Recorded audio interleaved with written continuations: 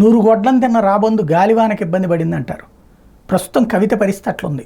ఒక షంషేర్ ఎవర్ తెలంగాణ ఉద్యమ సందర్భంలో అయితే మామూలుగా ఆడుకోలేదు.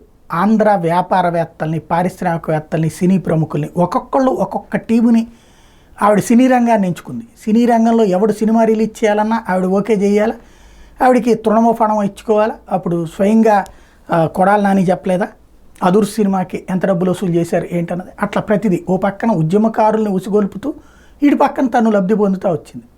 ఒక చిన్న సైజు దంద తలకు ఒక్కొక్క రూట్లో తీసుకొచ్చినటువంటి.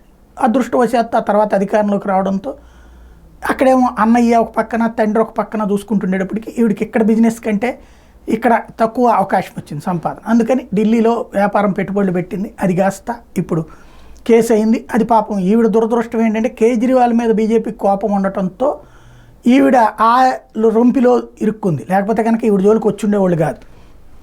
ఇప్పుడు ఆవిడ ఈడీ సిబిఐ కేసులలో విచారణ ఫేస్ చేస్తోంది, జైల్లో ఉంది. తాజాగా బెయిల్ కోసం దరఖాస్తులు, మళ్ళీ రిమాండ్ పొడిగింపు వచ్చే నెల 7 దాకా 14 రోజులకు ఒకసారి రిమాండ్ పొడిగిస్తూనే ఉంటారు.